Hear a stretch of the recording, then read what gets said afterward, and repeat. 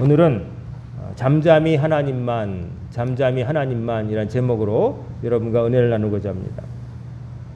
오늘의 본문 시편 62편은 다윗이 지었던 것으로 기록되어 있는데, 근데 어떤 상황에서 구체적으로 어느 때에 그의 인생 어느 때에 이런 시를 지었는가 하는 것은 밝혀져 있지 않지만 정황상 학자들이 추론하기로는 아들 압살롬 왕자의 반란으로 인해서 모든 사람들이 자기를 등지고 소수의 사람들만 데리고 피한할 때 그때 심경을 노래한 것이 아닌가 이렇게 봅니다. 모든 사람이 다 등을 진 것.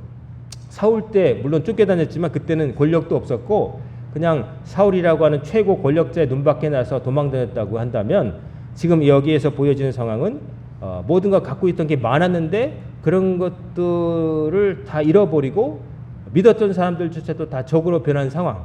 그러니까 왕이 된 다음에 일어난 일 같은데 그런 가장 위기 상황이라고 한다면 바로 압살롬 왕자의 반란이었기 때문에 자기 아들의 반란이었기 때문에 이제 그렇게 판단하는 것이죠. 오늘 본문을 보면은 1절에 보시면 나의 영혼이 잠잠히 하나님만 바라며 나의 구원이 그에게서 나오는도다. 사실 나머지 구절은 다 사실은 이 구절을 말하기 위한 표현이에요. 부연 설명이에요. 그냥 처음에 딱 결론이 나오는 거예요. 문학적으로 우리가 두괄식이라고 하죠. 처음에 본론이 나온 거예요. 결론이 나와 있는 거예요. 또 논리학에서는 연역법이라고 하죠. 결론 있고 그 다음에 이러하니까 이러이러한 게 파생된다 이렇게 말하는 거죠. 자, 결론은 나와 있어요. 나의 영혼이 잠잠히 하나님만 바라며. 여기서 잠잠이라고 하는 부사가 나오는데 잠잠히 두미아라고 하는 원어인데 원래 그 침묵을 뜻하는 둠밈이라고 하는 단어에서 파생됐어요. 잠잠히 고요 속에서 아무 말 안 하고. 그러니까 이건 뭐냐면은 나의 영혼이 고요한 가운데 하나님만 바라본다. 고요한 가운데 하나님만 바라본다. 하나님만 바라본다. 잠잠할 수 있다. 위기 상황인데 잠잠할 수 있다. 어떻게 하면 잠잠할 수 있을까? 여러분 위기가 처하면 사람은 긴장하게 돼요. 두렵게 돼요. 그러면 반응 여러 가지가 있는데 마비가 돼요. 제가 이번 휴가 때 아내하고 하루 이제 대전에 갔어요. 대전에 가니까 대전이라는 도시가 옛날부터 계획 도시였고 길이 널찍널찍하고 좀 복잡하지 않고요. 제 느낌인지 모르겠지만 충청도라서 그런지 모르겠지만 신호등도 조금 느린 것 같고 길을 갈 때 운전할 때도 누가 끼어들 때도 별로 이렇게 길을 막거나 그러지 않고 그냥 기다려주는 느낌을 받았어요. 제 느낌이지만 주관적인 느낌이지만 남양주나 다른 데보다 신호등이 좀 긴 것 같은 느낌이 들고 운전하는 사람들이 조금 여유가 있다는 생각을 들었어요. 어쨌든 뭐 그렇고 그런 다음에 찾아간 곳이 하나가 이제 과학관인데 대전에 대덕 연구단지도 있고 우리나라 실리콘밸리도 있고 대전에 좋은 시설들이 참 많더라고요. 그래서 과학관을 갔는데 대전에 있는 중앙과학관인가 그런데 굉장히 부지가 넓어요. 대전은 도시 자체는 크지 않은데 시설이 굉장히 넓어요. 한바 식물원이라는 것도 갔는데 식물원이 너무 커서 지릴 정도예요. 저희들이 아내도 다리도 불편하지만 조금 걷다가 이제 날씨도 덥고 그랬지만 그래도 다행히 흐려서 좀 걸어 다녔는데 조금 보다 보니까 지도를 보니까 이제 동관과 서관이 있어요. 정원이 동쪽에 큰 거 있고 서쪽에 또 있는데 우리는 동관인가 거기 입구 조금 보다가 온 거예요. 힘들어서 보니까 가도 끝이 없는 거예요. 그렇게 있고 그 다음에 이제 또 과학관에 갔더니 무슨 관 이렇게 해서 구별되어 있는데 그 중에 막 자연 생태에 대해서 자연사 박물관 같은 게 있더라고요. 들어가서 여러 가지를 보는데 그 중에 인상 깊었던 게 맘모스 뼈를 이제 기증받아서 전시해 놨는데 맘모스가 코끼리 조상이잖아요. 정말 크더라고요. 뼈만 해놨는데 정말 커요. 근데 맘모스도 대단한데 저는 뼈만 보니까 좀 크긴 크다. 별 실감이 안 드는데 한쪽에 갔더니 호랑이를 이제 박제해 놓은 거. 한국에서 잡혔다고 하는 범을 오래전에 박제해 놓은 거를 이제 봤는데 박제해 놓은 건데도요. 호랑이 크기가 무슨 송아지 황소만한 거예요. 여러분 고양이가 황소만해 보세요. 그런 게 등잔만한 눈을 뜨고 그런 호랑이가 밤을 산을 가는데 딱 나타났다. 아마 악소리도 못 지를 것 같더라고요. 느낌이. 이게 호랑이 동물의 왕국 뭐 사파리에서 보는 거하고 다르게 저런 동물이 내 앞에 딱 나타났다. 그러면 아마 꼼짝 못하고 주저앉거나 꼼짝을 못했을 것 같아요. 그래서 진짜로 다른 동물들도 호랑이 만나면 꼼짝을 못한다는 거 아니에요. 개도 오줌을 지리고 옛날에 산골에서 개를 기른 이유는 도둑을 잡기 위함이 아니라 호랑이가 나타났을 때 개를 잡아먹고 돌아가라. 그런 의미였다는 거 아니에요. 우리 여기 남양주 여기도 묵현로, 묵현이라는 의미가 시커먼 고개잖아요. 이 고개에 두 가지가 있었을 것 같아요. 하나는 산적, 강원도에서 한양으로 갈 때 이 길 지났다는 거 아니에요. 근데 여기 산적질하기 딱 좋잖아요. 기다리고 있다가 가진 거 다 내놔. 그러면 딱 그러기 좋고 또 호랑이가 나타나가지고 딱 덮치기 딱 좋은 거죠. 호랑이 왜 없었겠어요? 옛날에 다 있었겠죠.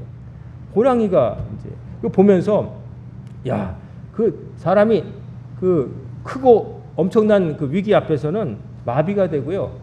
혹은 사람이 막 진짜 제대로 설 수도 없는 거예요. 우리가 환란 앞에서 그렇게 될 수 있습니다. 큰 환란 앞에서 그냥 아무것이 머리가 올스톱되는 거예요. 아무것도 못하는 거예요. 근데 마비돼 이것과 다르게 여기서 말하는 잠잠함은 마비된 가만히 있음이 아니라 평안을 말하는 거예요. 근데 평안이 놀라운 건 뭐냐면은 위기가 없는데도 너무 일이 잘 풀려서 평안한 게 아니라 위기가 닥쳤는데도 평안함을 딱 지킨다는 거예요. 잔잔한 물처럼. 그게 놀라운 거예요. 이게 가능할까? 어떻게 두려운 일이 생겼는데 마비되거나 혹은 막 아니면 사람들이 배가 막 가라앉고 있으면 어떻게 하겠어? 살려달라고 막 예수님과 배를 탔을 때 제자들이 예수님을 흔들어 깨운 것처럼 막 우리는 죽어가는데 주님은 주무십니까? 그게 보통의 반응이잖아요. 근데 나의 영혼이 잠잠히 하나님만 바라며 나의 구원이 그에게서 나온도다. 근데 지금 상황은 어느 상황이냐면은 3절에 보면 넘어지는 담과 흔들리는 울타기 같이 사람을 죽이려고 너희가 일제히 공격하기를 언제까지 하려느냐. 지금 다윗을 향해서 악인들이 일제히 공격하는 거예요. 친구였던 이도 적으로 변하고 적이었던 사람은 원래부터 나를 미워했으니까 돌아섰고 전부 다 내 목을 노리고 죽이려고 하는 그때 배신감, 위기, 공포 이런 것도 있을 만한 상황인데 다윗은 뭐라고 시를 썼냐면 내 영혼이 잠잠히 하나님만 바라며. 어떻게 잠잠할 수 있을까? 어떻게 잠잠할 수 있을까? 우리나라 양궁이 세계 최고인 거는 뭐 자타가 공인하지 않습니까? 뭐 옛날부터 활 잘 쏘던 민족이라고 그렇다고 해서 뭐 옛날에 활 잘 쐈다고 해서 오늘날 갑자기 후손들이 활을 잘 쏘진 않겠죠. 우리나라 양궁이 1등하는 비결이 있습니다. 훈련법이 다르다는 거죠. 훈련법 가운데 기상천외하는 것도 있어요. 우리나라가 너무 잘 쏘니까 양궁협회에서 바꿨잖아요. 그 다 쏘는 게 아니라 한 명씩 1대1로 쏘게 해서 긴장감 엄청나게 막 쏟아지게. 뭐 그렇게 바꿔도 우리는 항상 1등 하는 거예요. 뭐 옆에서 떠들고 바람이 불고 어쩌고 저쩌고 해도 우리나라는 그냥 묵묵히 우리나라 궁사들은 뭐 10점, 9점 막 쏘잖아요. 원래부터 DNA 그런 게 아니라 훈련을 했다는 거죠. 그래서 우리나라가 훈련법을 가지고 외국에 간 한국 코치들 덕분에 딴 나라가 우리나라 턱밑까지 쫓아온 거예요. 똑같이 훈련시키니까 되더라. 어떤 훈련이었어요? 우리나라 어떻게 했냐면은 시끄러운 막 야구장 같이 막 시끄러운 소음 속에서도 화살 쏘는 거예요. 옆에서 뭐 남의 나라가 응원하고 꽹가리 치고 북쳐도 그냥 내 활 쏘는 거예요. 바람 불게 하려고 막 선풍기 강하게 쏘고도 바람 계산 쏘기도 하고 또 담력 훈련 기른다고 혼자서 공동묘지를 새벽에 한 명씩 지나가게 하는 것도 했대잖아요. 그러고 나니까 그런 훈련을 받은 우리 선수들은 외국에 나가서 상대편이 일방적으로 응원을 하든 말든 바람이 불든 말든 뭐 앞에 선수가 잘못 쏴가지고 우리가 지든 말든 그냥 수면 로봇처럼 탁 쏘고 뭐 만회하고 1점 차로 이기든 10점 차로 이기든 어쨌든 이겨버리는 거예요. 그 잠잠함, 평온함, 주변 상황이 어떻게 돼도 정말 변하지 않는 그 고요함, 그게 있었던 거예요. 그건 뭐냐면 마음속에 믿는 바가 있는 거예요. 이렇게 바람이 불어도 상대편 선수단에서 꽹가리를 치고 북을 쳐도 뭐 이상한 소리를 막 내도 상관없다는 거예요. 왜냐하면 나는 훈련을 했으니까. 이런 상황에서도 나는 견뎌보는 훈련을 했기 때문에 나는 그동안에 내가 흘린 땀과 훈련을 믿기 때문에 실력을 믿기 때문에 그러든지 말든지 내 화를 쏘는 거죠. 자신감이 있는 거예요. 믿는 게 있는 거예요. 그럼 이 다윗에게는 무슨 믿는 바가 있었는가? 하나님이었어요.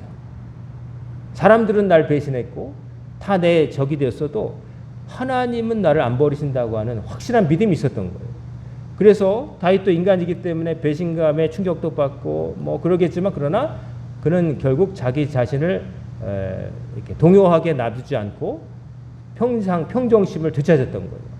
사람이 그 평정심을 잃게 되면은 잘하던 것도 못해요.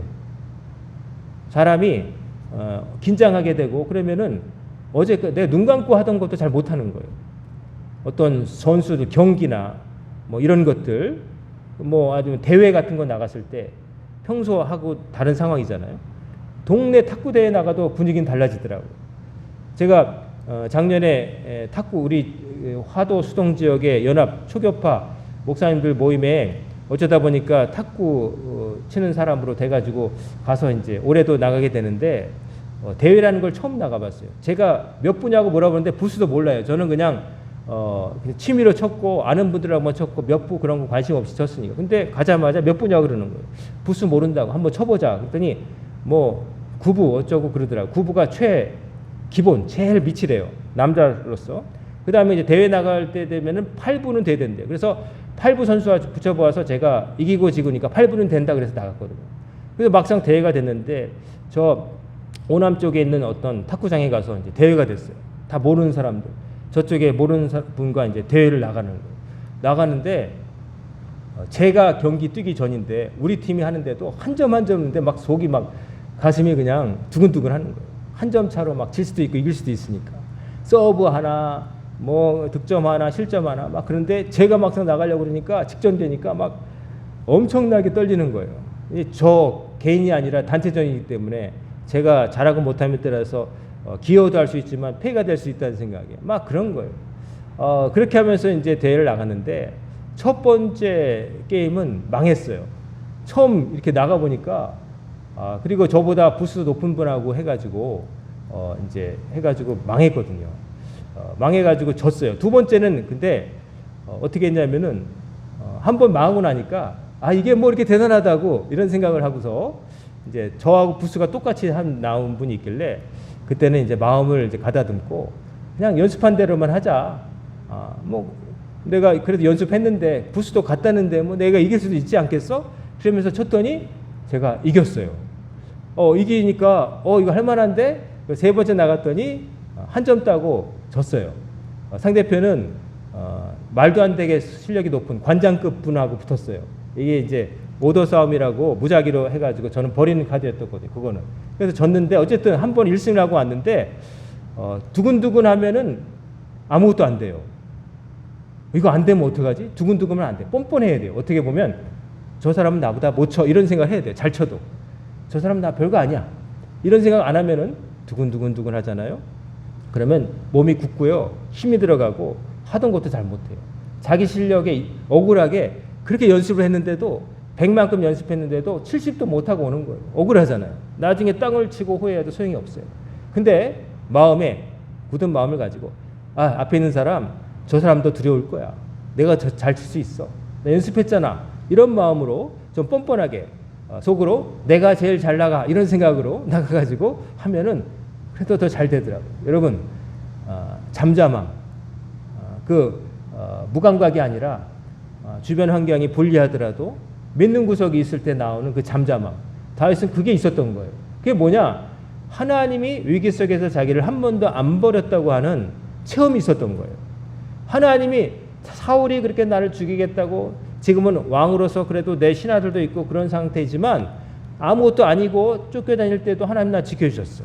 그 동굴에서 잡혀 죽을 뻔했을 때도 하나님 지켜주셨고 사울이 미친 척하면서 창을 3번이나 날릴 때도 날 피하게 하셨고 하나님 나 지켜주셨어. 이보다 더하면 더했지 못하지 않은 위기를 이미 겪었어. 이번에도 하나님 지켜줄 거야 하니까 마음이 잠잠했던 거예요. 그러니까 그 잠잠함은 누가 깰 수가 없었던 거예요. 그래서 결론이 있잖아요. 나의 영혼이 잠잠히 하나님을 바라며. 왜냐하면 나의 구원이 누구에서 오느냐? 전능하신 하나님께로부터 온다는 걸 체험했기 때문에 하나님이 나를 지켜준다는 것을 경험했기 때문에 그는 흔들리지 않을 수가 있었던 거예요. 여러분에게도 그런 잠잠한 정말 환란 속에도 흔들리지 않는 믿음이 있기를 주의 이름으로 축원합니다.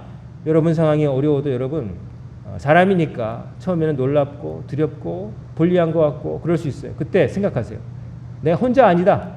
내 뒤에 하나님 계시다. 내 하나님 계시다. 집에서 기르는 강아지도 주인이 있으면 큰 개한테도 막 앙앙앙 짖어요. 주인 믿고. 근데 주인이 딱 사라지면 갑자기 꼬리 내리고 도망가요. 그 미물도 자기 주인이 있으면 당당한 거예요. 나는 조그맣지만 우리 주인은 뒤 있어. 내 뒤 봐주고 있어. 그러면 큰 개 앞에서 왕왕 짖는 거예요. 근데 주인이 사라지자마자 꼬리 내리는 거죠. 여러분과 제 등 뒤에 누가 계세요? 하나님이 계신 거예요. 오늘까지 오면 동안에도 살려주신 하나님이 계신 거예요. 하나님 은혜로 여기까지 왔어요. 그러니까 하나님이 앞으로도 함께 하신 것을 여러분 믿어 의심하지 말기를 주의 이름으로 축원합니다. 특별히 어려운 때, 환난 당했을 때. 아까 말씀드렸지만 사람이 언제 실수하느냐? 평안이 깨졌을 때. 평안이 깨졌을 때. 평안이 깨졌을 때가 언제냐면은 조급할 때. 내가 서두를 때 실수해요. 사람이 서두르면은 사고 친다는 거예요. 서두르다가 물컵 엎고 서두르다가 엎어지는 거예요. 그리고 또 교만하면 또 엎어집니다. 기도 안 해도 돼. 이 정도쯤이야. 내가 그냥 늘 눈 감고도 할 수 있어. 그러다가 내가 맨날 차대는 곳에서 벽 긁는 거예요. 세차 긁는 거 낯선 곳에서 긁지 않습니다. 낯선 곳에서 조심하거든요, 사람들이. 근데 맨날 차대는 우리 주차장은 내가 눈 감고도 할 수 있어. 그러다가 뻑 하고 가는 거예요. 내가 눈 감고도 하는데 그러다가 긁는 거예요. 다 교만하다가 이 정도면 괜찮겠지. 한 번도 핸들 움직이는데 귀찮거든요. 이 정도는 할 수 있어. 아슬아슬하지만 그냥 할 수 있어. 그러다가 3mm 더 들어가가지고 세차에 흠집이 착 나는 거예요. 그거 사람이 항상 그러거든요. 조급하거나 교만하거나 그럼 평안이 깨져요. 평정심 늘 하던 걸 깨진단 말이에요. 그러면 실수가 생기는 거예요. 아주 희한한 경우에 생기는 게 아니라 내가 너무 교만하거나 내가 이제 조급할 때 이럴 때 실수하는 거예요. 손이 떨리고 혹은 주의하지 않아서 생기는 거예요. 대부분 그래요. 여러분 부상을 당하거나 뭐 이런 하던 일 잘 안 되거나 이럴 때 보면 다 그래요. 교만하거나 너무 서두르거나 평정심 깨지면은 잘하는 것도 못하는 거예요. 다윗은 그런 면에서 조급함을 이겨내고 교만함을 이겨내고 성공한 사람이었습니다. 여기 보면은 넘어지는 담과 흔들리는 울타리까지 사람을 죽이려고 너희가 일제히 굴곡해 언제까지 하려느냐. 여기 넘어지는 담과 흔들리는 울타리가 처음 보기에는 위기에 처한 다윗을 가리키는 것처럼도 보이지만 성서학자들은 넘어지는 담 흔들리는 뭐 울타리 같은 것은 주로 무엇에 비유되냐면 성경에서 하나님 모르고 방자한 이들, 그러니까 자기들은 튼튼한 울타리라고 담이라고 생각하지만 실은 금이 쩍쩍 가 있고 위태위태한 울타리인데 지 스스로 든든한 울타리와 담이라고 생각하는 걸 가리키는 데 써있다거든요. 그러니까 뭐냐면 다윗이 볼 때 지금 자기를 죽이려고 하는 자들은 칼자루를 손에 쥐고 있고 힘이 있는 것 같고 뭐 그러겠지만 자기가 보기에는 흔들리는 울타리가 금관 담벼락과 같다는 거죠. 그러나 자기가 의지하는 하나님은 반석이 되신다는 거죠. 내가 안 넘어진다는 거죠. 너희들이 다가들지만 너희들이 먼저 무너질 것이다. 다윗을 죽이려고 했던 사람은 다 먼저 죽었습니다. 사울도 먼저 죽었고 다윗의 목숨을 노렸던 사람 먼저 죽었고 압살롬도 죽었고 적장들도 죽었고 다윗을 목숨을 먼저 노렸던 사람 먼저 죽었어요. 다 칼자를 쥐고 다윗을 죽이려고 했지만 다윗 못 죽였어요. 결국 하나님이 그들을 치셔가지고 그들이 다 먼저 무너지고 말았죠. 다윗은 그걸 경험한 바가 있는 거예요. 그렇기 때문에 잠잠히 하나님만 바라본다. 고요한 가운데 하나님을 바라볼 수 있다. 이게 정말 대단한 겁니다. 이런 믿음이 있다면 정말 우리가 어떤 일을 당하여도 흔들리지 않고 잘 헤쳐나갈 수가 있겠죠. 배신감에 대해서 4절에서 그들이 그러니까 자신을 그의 높은 자리에서 떨어뜨리기만 꾀하고 거짓을 즐겨하니 입으로는 축복이요 속으로는 저주로다. 구밀복검이란 말이 있죠. 입에는 꿀을 발랐지만 배에는 칼을 차고 달려든다. 입으로는 좋은 말 하지만 속으로는 사기치려고. 주변 사람들이 그랬다는 거죠. 인간들에 대한 배신감을 느꼈지만 그러나 다윗은 애초부터 사람을 믿은 게 아니었죠. 하나님을 믿었던 거예요. 그러니까 사람들이 그렇게 입으로는 축복을 말하고 속으로는 저주를 했어도 아랑곳하지 않아요. 그러거나 말거나 나는 하나님이 계시다는 거예요. 세상이 흔들 수 없는 사람. 여러분 세상이 흔들려고 할 때 흔들리지 않는 분들이 되시길 바랍니다. 혼란이나 그 어떤 것도 여러분을 하나님의 사랑에서 끊을 자가 없다고 그랬잖아요. 그러니까 여러분은 용기를 내시기 바랍니다. 5절에 보면 나의 영혼아 잠잠히 하나님만 바라보라. 무릇 나의 소망이 그로부터 나온다. 나의 소망, 나의 희망은 사람에게서 나오는 게 아니라는 거예요. 주변 환경에서 오는 게 아니라는 거예요. 주변 환경도 나에게 불리하고 사람도 나를 등을 돌렸어요. 믿었던 친구도 돌렸어요. 내 충신이라고 말했던 사람들도 압살롬 곁에 가 붙었어요. 하지만 다윗은 애초부터 거기에 의지하지 않았으니까 흔들리지 않는 거예요. 소망을 누구에게 뒀어요? 하나님께만 두었던 거예요. 여러분도 소망을 다른 데 두지 마세요. 사람이나 기타 어떤 것에 두면은 필히 실망합니다. 사람도 물질도 있다가 없고 없다가도 생기는 것이에요. 하지만 하나님은 항상 계신 분이에요. 그래서 애초부터 여러분의 소망의 근거를 하나님께 두시면 여러분 실망할 일이 없어요. 자꾸 움직일 것에 대해 움직일 것을 기준으로 삼으면 그 기준이 움직여 버리면 다 엉망이 되는 거 아니에요. 근데 기준이 되려면 움직이지 않는 것이 돼야 된단 말이에요. 하나님만이 안 움직이시는 거예요. 하나님은 움직이지 않으시면서 모든 것을 움직이시는 것에 원인이 되신 분이에요. 다른 것들은 다 흔들리고 사라지고 있다가도 없고 없다가도 생기고 그렇지만 하나님은 늘 계신 분이에요. 하나님의 말씀은 바뀌지 않고 하나님의 약속을 꼭 지키시는 분이고 약속을 지킬 선하신 뜻과 더불어 능력도 있으신 분이에요. 그런 분은 오직 하나님밖에 없는 거예요. 그렇기 때문에 그런 분을 의지하니까 잠잠히 하나님의 도우심만을 기다리고 있었던 것이죠. 그 기다리지 못하면은 안절부절하고 막 스스로를 들벗고 그냥 어떻게 할지를 모르는 거죠. 잠잠히 있을 수가 없어요. 그런 믿음이 없으면 잠잠히 있을 수가 없죠. 어떻게 잠잠히 있어요? 불안해 죽겠는데.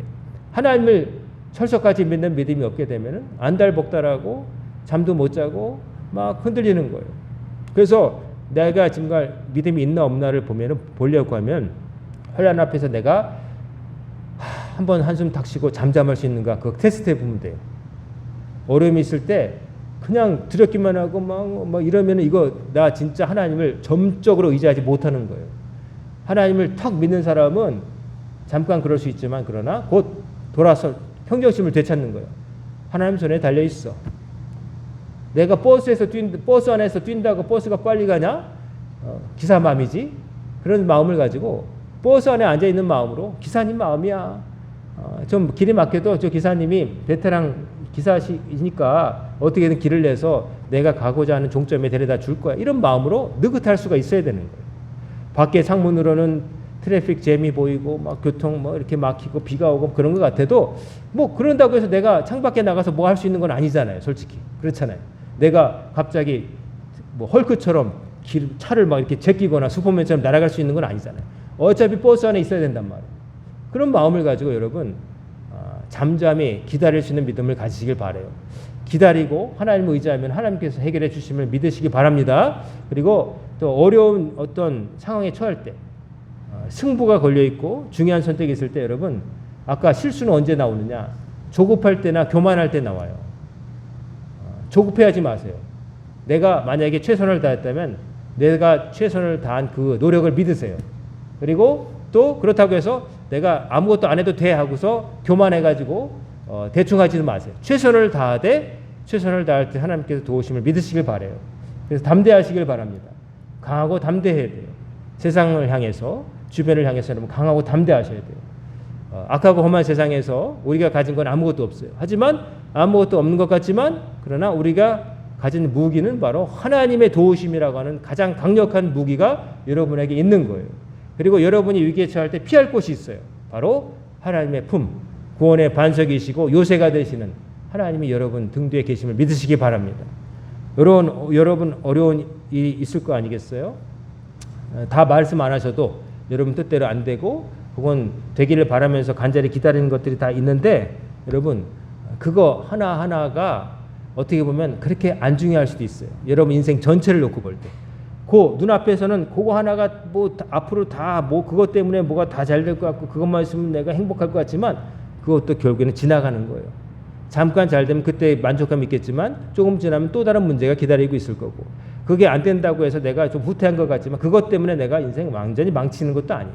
이게 막히면 누군가 그랬죠. 하나님이 이쪽 문을 막으시면 항상 다른 쪽 문을 항상 열어두신다고. 이 길이 막히면 또 딴 길도 생길 수 있는 거예요. 그러니까 하나님을 믿고 느긋하시길 바래요. 하나님을 믿어야 돼요. 저 참새 하나도 하나님이 허락 안 하시면 안 떨어진다고 그랬잖아요. 저 들풀도 하나님께서 먹이신다고 그러잖아요. 저 들풀도 사람이 물 주거나 그러지 않아도 알아서 크잖아요. 사람이 키우는 화초는 가꾸어 주고 별짓을 다 해도 죽지만은 저 천마산에 있는 야생화는 하나님이 원래 만드신 거는 이 가뭄에도 꽃 잘 피우고 씨 잘 퍼뜨리고 내년에 또 날 거고 잘 있어요. 근데 사람이 손댄 거는 막 이래야 되지만 하나님이 애초에 만드신 거는 생명력이 얼마나 강한지 그냥 물 안 줘도 이 가뭄에도 그냥 번성해요. 그 땡볕 아래서도 딴 화초들은 말라 죽어가는데 저 보세요. 저 칡덩쿨 그냥 얼마나 잘 자랍니까? 골치 덩어리긴 하지만 전 볼 때마다 대단하다. 이 가뭄에도 그냥 나무를 타고 올라가고 밟아도 또 나고. 질경이 보세요. 질경의 딴말이 차전초거든요. 질경이하고 하는 잡초의 이름이 차전초는 이유는 수레가 밟고 지나가도 또 자란다는 거예요. 그래서 질경이 생명이 강하다고 그걸 달여 먹으면 간에 좋다고 해서 먹기도 하는데 하나님이 지켜주시니까 그렇게 되는 거예요. 하나님이 만드신 건 다 여러분도 하나님이 만드셨잖아요. 여러분 생각보다 강해요. 여러분들 여기 앉아계신 분들은 굉장히 강한 분들이에요. 안 강했으면 벌써 병원에 계시고 아프실 거예요. 근데 뭐 여기 90도 넘으신 분도 있고 80, 70 그리고 앞으로 오래 사실 분들 다 계세요. 하나님이 여러분 생각보다 강하게 만드셨어요. 그리고 또 약한 부분도 하나님께서 도와주셔서 하나님이 극복할 수 있도록 도와주실 걸 믿으시길 바래요. 여러분 생각보다 강합니다. 그리고 여러분을 지키신 하나님은 여러분을 버리지 않으시니까 여러분이 부르짖어 기도하면은 하나님을 믿으면 여러분은 승리할 수가 있는 거예요. 여기 보면 오직 6절에 보세요. 오직 그만이 나의 반석이시요 나의 구원이시요 나의 요새시니 내가 흔들리지 아니하리로다. 나의 구원과 영광이 하나님께 있으며 내 힘의 반석과 피난처도 하나님께 있도다. 백성들아 시시로, 여기 시시로라고 하는 항상이라는 뜻입니다. 항상 그를 의지하고 그의 앞에 마음을 토하라. 하나님은 우리의 피난처시로다. 이런 분이 계신데 왜 두려워해요? 그리고 그 이하에 있는 부연인데 9절에 보면 슬프도다 사람은 입김이며 인생도 속임수이니 저울에 달면 그다음 입김보다 가벼우리로다. 포악을 의지하지 말며 탈취한 것을 허망하여지지 말며 재물이 들어도 거기에 마음을 두지 말지어다. 인생이라는 게 하나님이 도와주시면 강할 수 있지만 하나님 의지하지 않고 인간이 뭐 물질을 권력을 가지고 뭐 그래봤자 하나님이 훅 불면 없어질 안개와 같다는 거예요. 저울에 담으면 아무것도 아니라는 거예요. 그런 인생들이 다윗을 죽이려고 한다. 하지만 나는 너희들이 아무리 흔들어도 안 들릴 것이다. 그 얘기를 하고 있는 거예요. 그리고 또 11절 하나님이 한두 번 하신 말씀을 내가 들었나니 권능은 하나님께 속하였다 하였도다. 주여 인자함은 주께 속하오니 주께서 각 사람이 행한 대로 갚으심이니이다. 하나님께 맡기는 거예요. 하나님 저들이 악을 행하니까 하나님께서 심판하실 것이고 하나님 제가 주를 의지하니 하나님 저 살려주실 것을 믿습니다. 하나님께 맡기고 그냥 자기는 잠잠히 자기 할 것 한 거예요. 여러분 다윗이 참 전 부러운데 다윗이 잘못한 것도 있지만 잘한 것을 보면은 다윗은 어떤 순간에도 하나님만 의지했다. 너무나 당연한 것 같지만 이 사람은 그 말을 실천했다. 실천이 중요하잖아요. 말로는 할 수 있잖아요. 주만 의지해야 됩니다, 여러분. 이런 말은 누구나 할 수 있잖아요. 하지만 정말 주님만을 의지합니까? 라고 물을 때 저는 그랬어요라고 말할 수 있는 사람이 바로 다윗이었다는 거예요. 여러분과 저도 그렇게 되길 바래요. 말로만 하는 게 아니라 정말 믿으시길 바래요. 저도 하나님 믿어야 살 수 있어요. 여러분도 마찬가지고 우리는 약하지만 하나님이 여러분이 기댈 유일하고도 안전한 반석 되심을 믿으시고 하나님 앞에서 잠잠히 그러나 실시로 하나님께 여러분 마음을 토하라. 하나님께 기도하셔서 전능하신 하나님의 도우심으로 승리하며 세상을 극복하면서 하시는 여러분과 제가 되기를 주의 이름으로 축원합니다. 아멘. 기도하겠습니다. 고마우신 아버지 하나님, 보잘것없는 저희들이지만 주를 의지하면 환난 속에서 잠잠히 하나님을 의지하면서 승리하게 될 줄로 믿습니다. 우리 광인의 성도들 한 사람 한 사람에게 다윗이 가졌던 그 잠잠할 수 있는 믿음 주셔서 흔들리지 아니하고 자기의 직분에 최선을 다하며 세상을 극복하며 살아갈 수 있도록 평생을 지켜주시고 보호하여 주옵소서. 예수님의 이름으로 간절히 기도드리옵나이다. 아멘.